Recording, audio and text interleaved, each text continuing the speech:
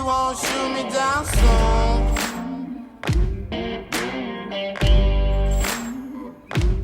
They sing on a sleepless night. Try to catch me howling at the moon. There's a 3-mile limit that you can't get inside of that 3-mile limit down Chatham because all the lobster fishermen got their gear out. But that's where all the flounders were.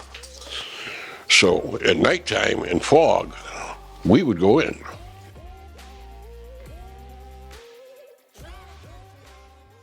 They would go out there in the morning and the boat would be just on the other side of the 3-mile line. The boats would go outside the 3-mile line for the rest of the day, be legal. And as soon as the lobster guys went home and it got dark, they came back inside.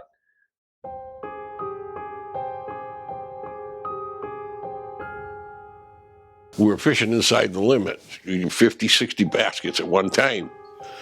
And I'm on the stern and I'm looking. And I said, Jesus Christ, that looks like the police boat.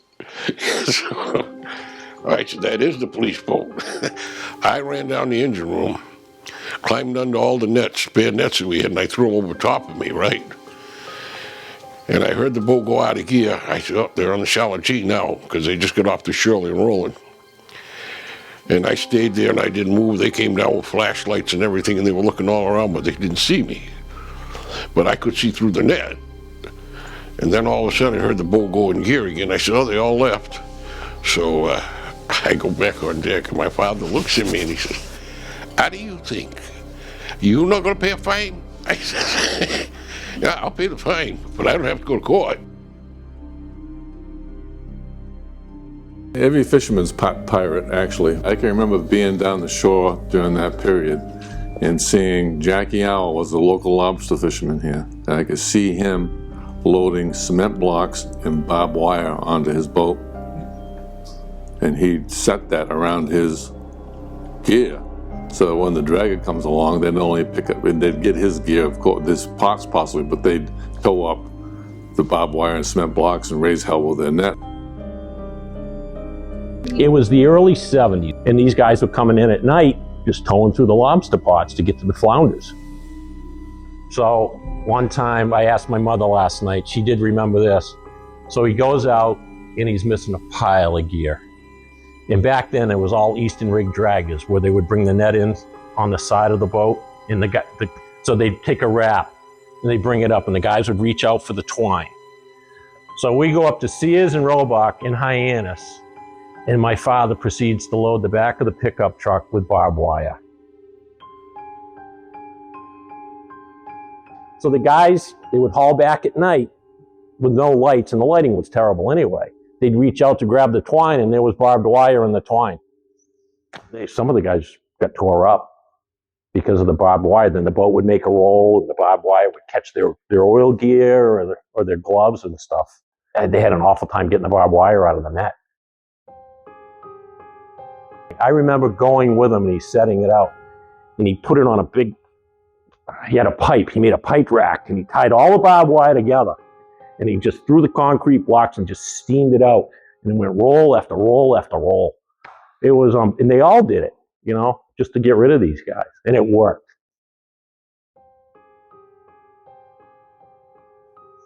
He wasn't the only one. Ralph Long did the same thing, and I know Rip Griffin did.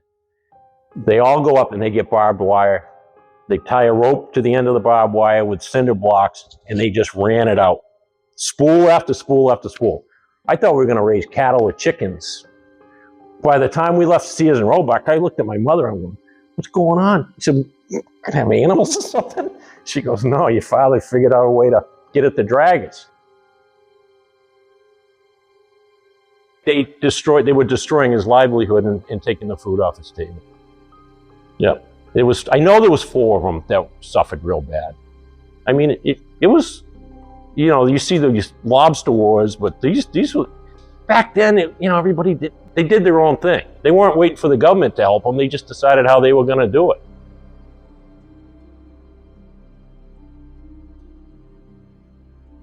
I just think the tipping point was the amount of gear they started to lose.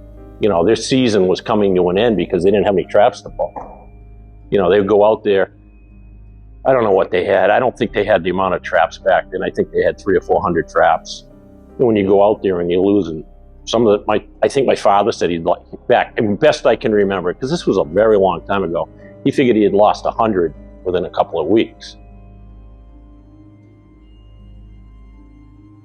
Well, it was hard back then. The electronics weren't good, finding your way in and out of the harbors, and they particularly did it on the foggy nights when nobody's going to see. They would tow at night with no lights on. They didn't have their lights on their boats at all. They came in, threw the net over, and they would tow, and then they would tow to outside the 3-mile line to haul the net back where they could turn on all their lights, dump their bag of fish, steam back over the line, throw the net over, tow inside with no lights on. The dragger that caused a lot of trouble for them was out of New Bedford. It was the Lark was the name of the dragger. A guy named McCarthy was skipper of it, and they had an ongoing battle. There was a whole lobster war that went on at that time.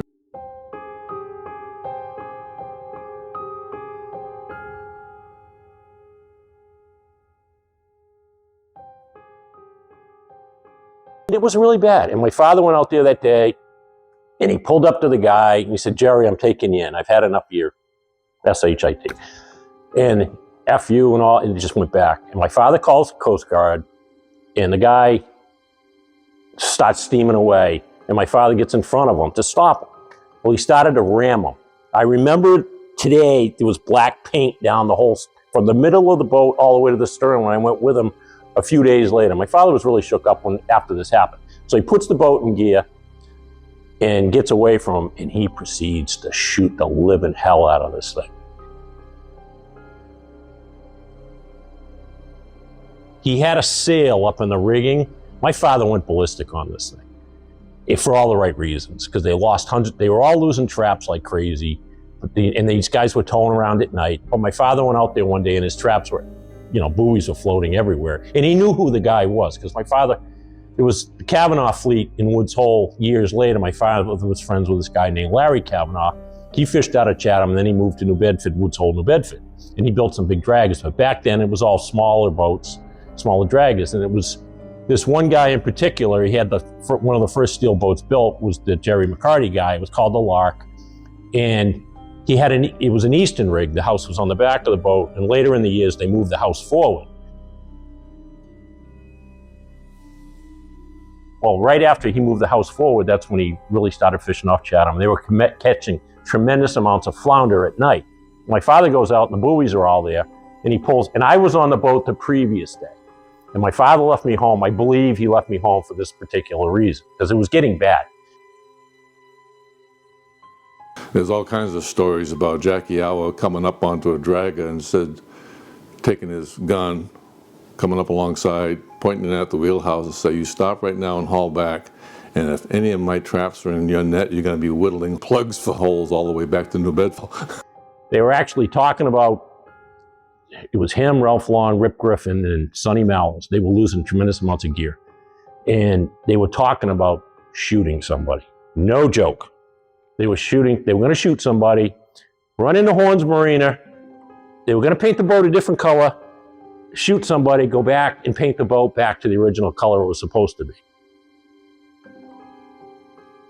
And he chased it all the way, and he's waiting for the Coast Guard to come out, and they couldn't get their crap together to get going. And the government was aware of all this, and he chased them halfway. He went around one-on-one. He was shooting away. My father was very colorful. But Kavanaugh, he had a couple of draggers built in the 80s, and I went to work for him one winter, and there was the guy, what they call the engineer on the boat, and he was in charge of keeping the boat going, the hydraulics, maintain the engine while the captain did his thing. These were state-of-the-art boats, and Larry wanted me to go fishing with him, and I did, and this guy comes up, and Larry goes, "John, this is Joe Sam." That was his name. I don't know what his last name was. He had the biggest hands I ever saw on a guy. Tough, just a tough guy.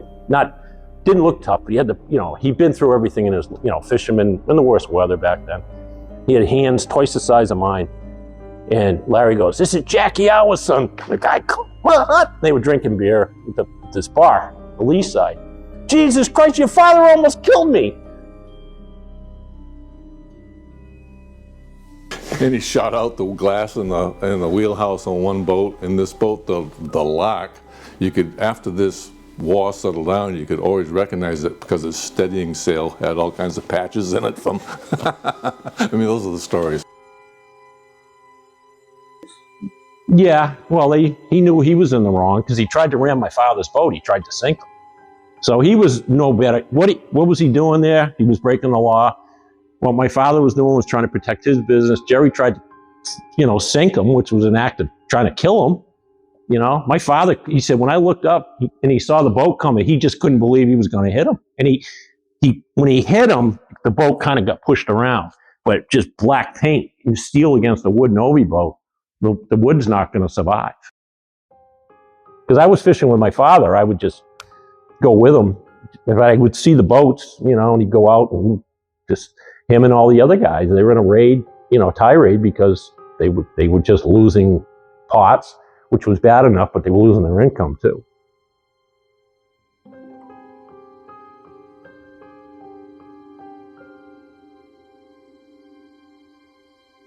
So anyway, the boat gets back to New Bedford, and my father knew a guy up there. He goes, "Jesus, Jackie, what did you do to Jerry's boat?" And it's all shot up. I mean, he blew out the windows, he blew the radar off the roof.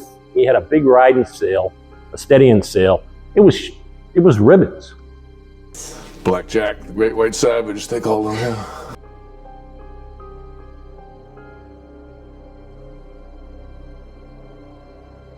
The federal marshals were with my father that night. They finally decided they're going to put an end to this because my father had shot at Jerry. The word got out what had happened. The feds are like, somebody's going to die. And like I said, Jackie Hour actually went out there on foggy nights and brought the state shellfish warden with him, waited for him with a weapon. Ed Harding was his name. He worked for the state. He was a fed, I think, all for the state. And him, Red Madden, and some other feds went out there. My father's boat. It was a thick fog night. Electronics back then were terrible. And they could see the boats on the radar, and they come flying out of the fog up on one of the eastern rigs that was towing, which was, I don't know the name of the boat. His name was Ainsley Cape. That's the guy's name. Well, anyway, my father comes up beside. They're inside the 3-mile limit, towing through everybody's gear. It's not the guy they wanted. But the fishing was so, they were catching tremendous amounts of flounder, and these guys were breaking the law because they were making a lot of money. And my father came up alongside, and the boats are banging, and he's like, "Somebody jump over there." And they jumped over with shotguns. The feds did, and the guy went straight east to get out of this state line, get back over the 3-mile line. Finally, they got the boat stopped. They seized the boat. They seized the crew. The guy had his son on the boat, and they brought the boat to Stage Harbor, and they tied it up for a long time. It went to trial kind of right away back then compared to now, where it would be a year or two. That boat sat there and never left until it got settled in the courts.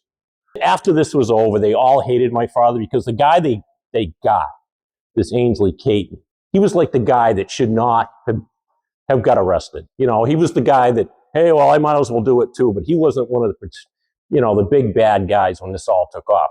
The reason why they did it was because it was a 3-mile line. You couldn't tow your nets inside of 3 miles from Monomoy all the way back to Provincetown because it was littered with lobster pots. We went to court for 4 or 5 days, and every time we went in, they got a lobster pot that we had on the bow of the boat that we generally throw over when we were done fishing there. And they would come in carrying the pot, take it out. Come in carrying the pot, take it out. Well, McCarty was smart. He had 8 kids. He took them all to court with him and lined them all up in the front. And the judge asked him, "Why were you there?" He just went like that.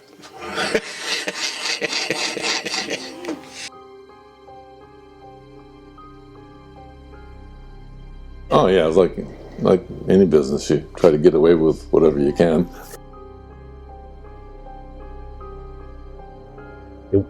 It didn't move for months and months while this whole thing went to court and trial. And then my father started getting death threats. until this thing got settled. We had federal marshals that lived in the driveway for a month, especially during the night. Oh yeah, it was, you can't make it up. My mother was visibly shaken up for a long time over this.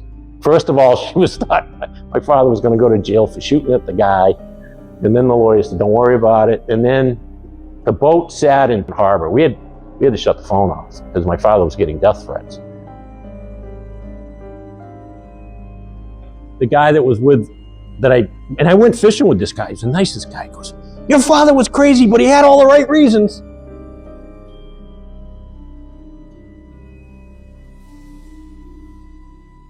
Like I said, back then, the guys did it themselves, you know? And if the guy did it to a guy for no reason, the other guys would defend that guy. But like what my father was doing with the other guys, trying to protect their livelihood and their business, I don't think anybody had a problem with it.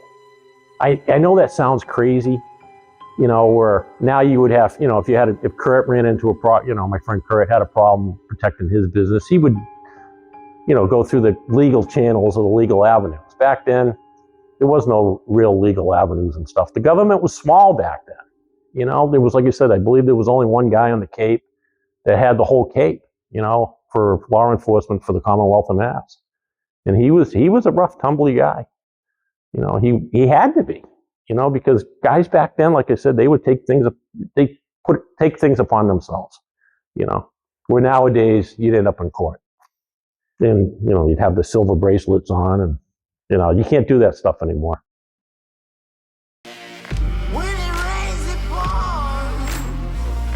Water's up to my chin.